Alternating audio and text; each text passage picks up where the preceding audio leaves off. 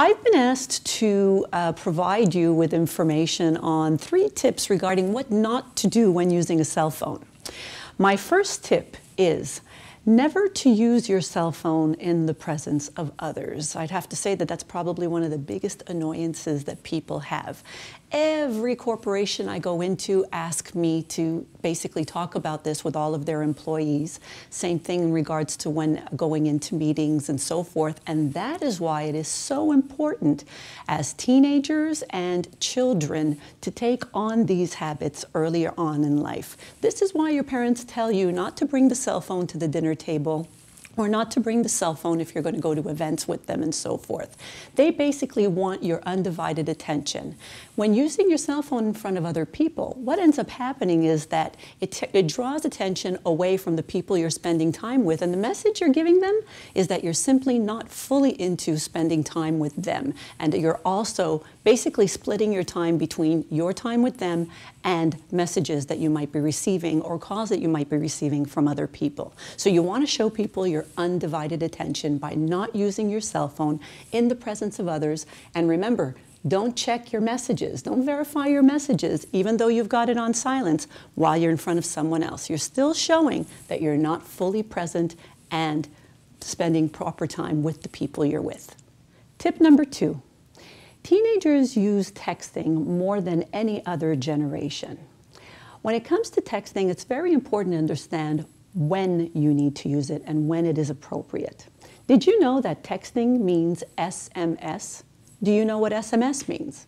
It actually means short messaging system.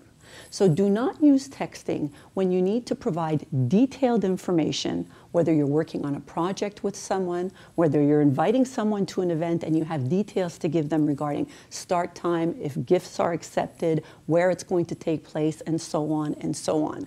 That's where emails or verbal communication is very important.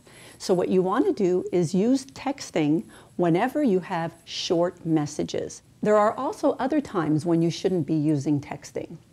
Basically, do not text when you're dealing with personal issues, whether they are good or bad. Keep in mind that anything that is written is not considered private. It can end up anywhere. You should know that.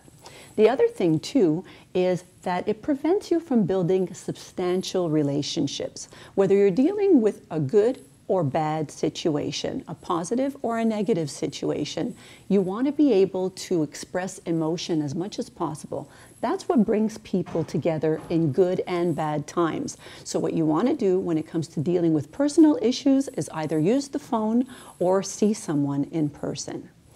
Lastly, it's very important to consider safety issues when using cell phone use. What I mean by this is the following. Do not use your cell phone when you are walking on the sidewalk, when you are in motion generally, when you are entering a metro cart, when you are about to cross the street, waiting at a light, and so on and so on. Not only will it affect your movement and you will be getting in the way of other people and not following the flow of what is going on around you, but it is also not safe. The less you are aware of your environment and what is going on, like bike riding, while connected to your cell phone and even discussing with someone, there's a lot of that going on as well.